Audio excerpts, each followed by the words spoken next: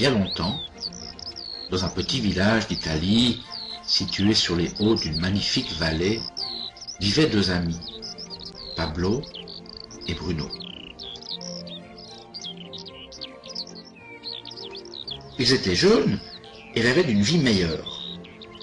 Souvent, ils discutaient pour savoir lequel d'entre eux aurait le plus de succès et de réussite dans leur petit village d'Italie. Ils n'avaient pas peur de travailler dur et cherchaient une opportunité pour mieux se réaliser et atteindre leurs rêves.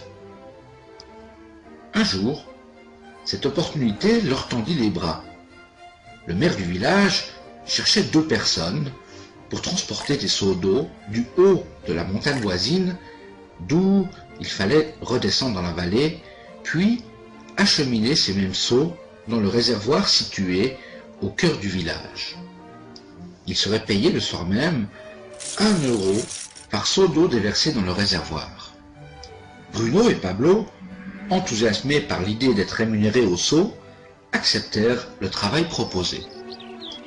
Chaque jour, du matin jusqu'au soir, un seau d'eau dans chaque main, ils assuraient le transfert du haut de la montagne voisine, passant par la vallée, pour remonter jusqu'au réservoir et déverser le contenu. Ils travaillaient très dur, chaque jour qu'il leur était donné. Le soir, ils faisaient le dernier trajet au coucher du soleil.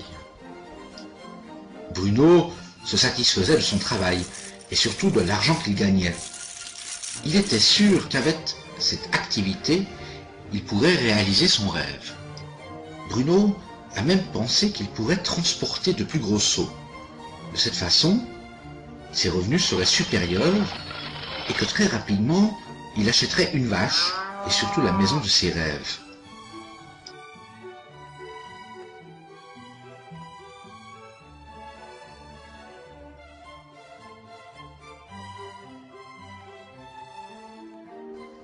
Mais Pablo n'était pas satisfait. À la fin de chaque jour, exténué par le dur labeur de son travail, il pensait à une méthode plus simple qui lui permettrait de gagner sa vie. Un jour, lui vint une idée. Il imagina construire un pipeline qui permettrait à l'eau de s'écouler sans effort du haut de la montagne voisine jusqu'au cœur du village pour finalement se déverser dans le réservoir.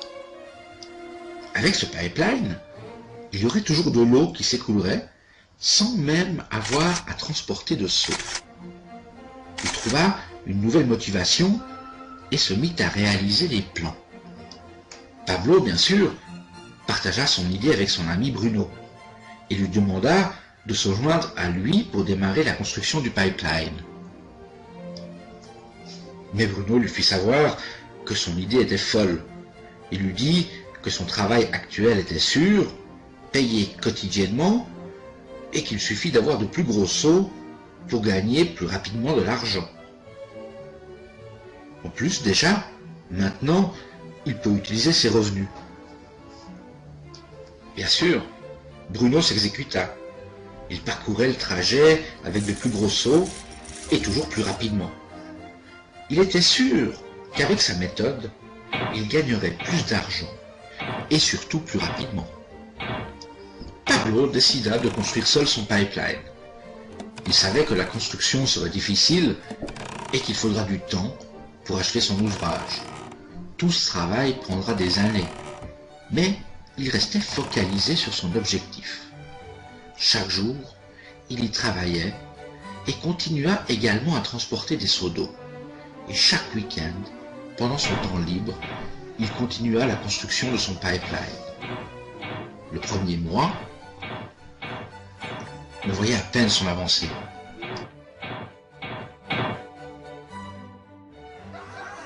Bruno et les villageois riaient de son idée en le voyant avancer par centimètres. Ils l'appelèrent Pablo, l'homme du pipeline. Durant ce temps, Bruno doubla ses revenus. Il avait déjà acheté une vache et une plus grande maison. Son style de vie changea. Il passait du temps au bar après son travail, profitant de ses revenus élevés, offrant des verres aux villageois pour partager de bons moments.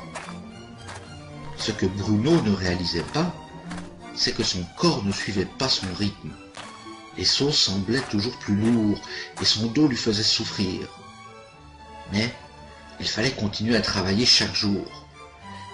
Il semblait triste et fatigué, et à mesure que le temps passait, il perdait une bonne partie du contenu des sauts sur le trajet quotidien.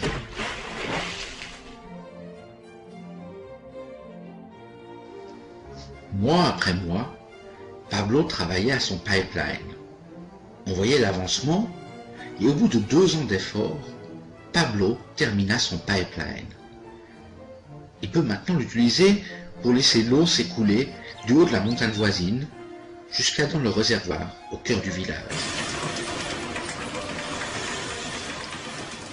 Pablo gagnait maintenant plus d'argent qu'il ne pouvait s'imaginer dans ses propres rêves.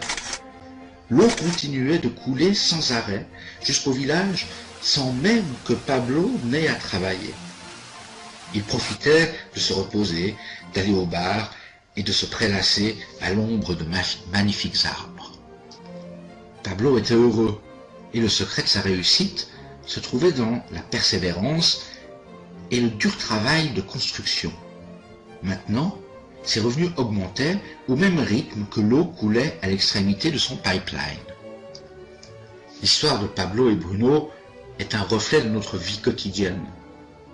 Transporter des seaux représente ce que font la majorité des gens pour acquérir de l'argent. Bruno utilisait son temps et ses capacités à transporter des seaux en échange d'argent. Plus il gagnait de l'argent, plus il le dépensait et avait besoin de seaux plus gros pour couvrir ses dépenses. Nous croyons toujours que pour gagner plus, il faut travailler plus dur. Par exemple, faire des heures supplémentaires ou augmenter le volume de travail pour obtenir une position cadre, ce qui signifie utiliser encore plus de temps pour son travail. La plupart des individus échangent leur temps contre de l'argent, comme Bruno. Nous savons que chacun a à disposition 24 heures par jour et qu'il n'est pas possible d'utiliser la totalité de son temps au travail. Les temps difficiles sont lorsque nous n'avons plus la santé suffisante pour notre tâche et lorsque l'âge ne permet plus la même activité. Dès cet instant, nos revenus s'estompent dramatiquement. La méthode de Pablo fut différente. Il n'a pas échangé tout son temps contre de l'argent. Il a utilisé une partie de celui-ci à construire un pipeline. Il savait que ce pipeline lui procurait des revenus aussi longtemps que l'eau coulera. Il savait qu'en effectuant une tâche unique, chaque jour un petit peu, ceci lui procurait des revenus pour la vie, qu'il soit âgé ou même malade.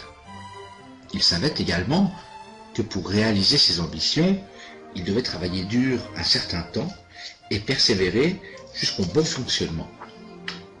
Pablo savait qu'il ne faut pas toujours travailler que pour de l'argent et un revenu immédiat, et que pour un effort identique, vous pouvez transporter des seaux ou construire un pipeline.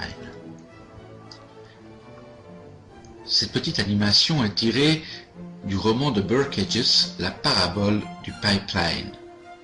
Comment quiconque peut construire son pipeline de revenus résiduels dans la nouvelle économie. Et vous maintenant? Quelle solution allez-vous choisir? Celle de Pablo ou celle de